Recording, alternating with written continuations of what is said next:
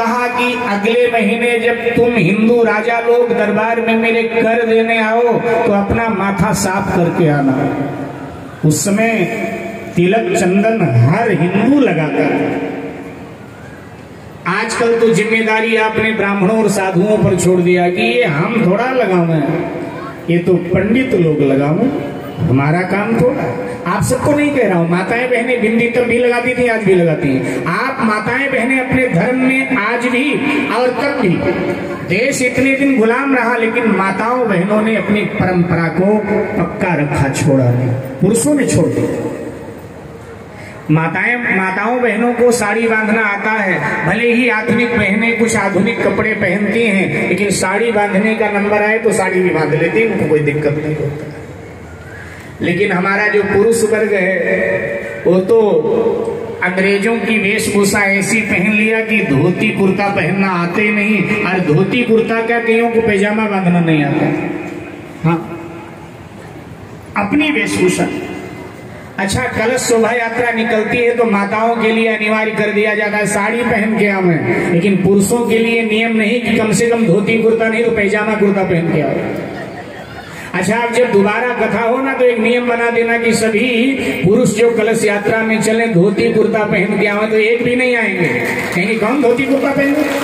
अच्छा चलो, धोती कुर्ता नहीं पैजामा कुर्ता अनिवार्य कर दो कि जितने पुरुष शोभा यात्रा में चलेंगे सब पैजामे कुर्ते में चलेंगे और सबके माथे पर तिलक होगा। प्रयोग करके तो देखो, शायद बात बन जाए। प्रयोग तो होना चाहिए ना मेरे भाई बहन। कहा अकबर ने कि ये माथा जो रंग करके आते हो ना तुम लोग तिलक लगाकर, मुझे अच्छा नहीं लगता है। और अगले माह जब कर जमा करने आओ, जो राजा तिलक लगाकर आएगा उसका सिर छेद कर दिया जाएगा, उसका सर धड़ से जुदा कर दिया जाएगा। कोई तिलक लगा के मत आना, घोषणा कर दी। चले गए सब। अब अगले महीने जब तिथि आई कर जमा करने की, सब राजा महाराजा आए, लेकिन सब माथा साफ करके आया। अरे रगड़ रगड़ कर साफ किया कि कहीं निशान भी ना दिख जाए तिलक का। साफ करके आ गए।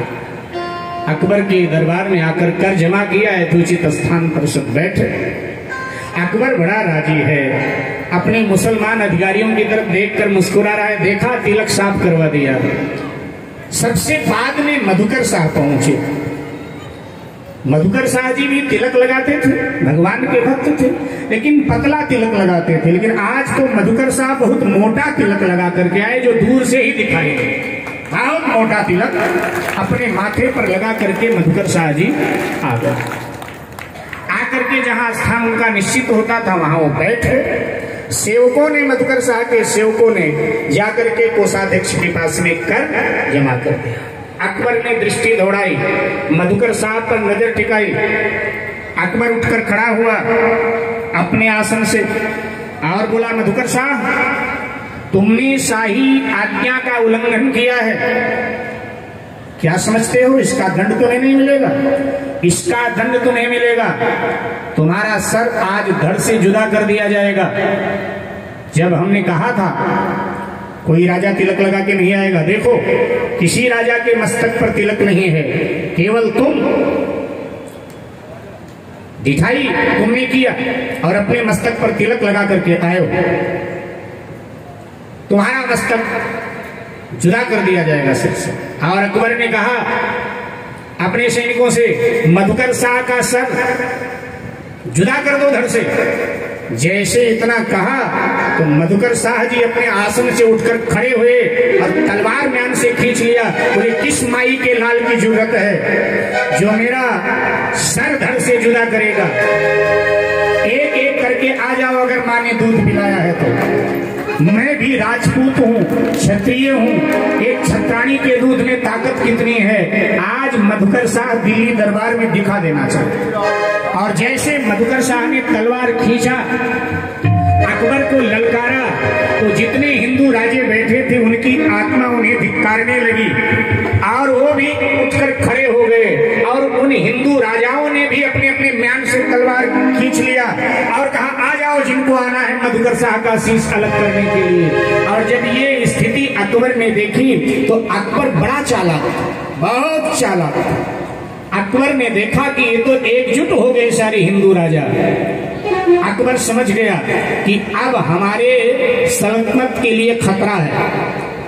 अकबर हंस पड़ा, बोला मधुकर शाह जी मैं तो आपसे मजाक कर रहा था, आप खामखा में हमारी बात को मन से लगा करके बैठ गए। हम तो आपसे मजाक कर रहे थे। अरे हम देखना चाहते थे कि किस राजा की अपने धर्म में, अपने पूजा पद्धति में, अपने तिलक चंदन में निष्ठा है, ये जानने के लिए हमने ऐसा किया।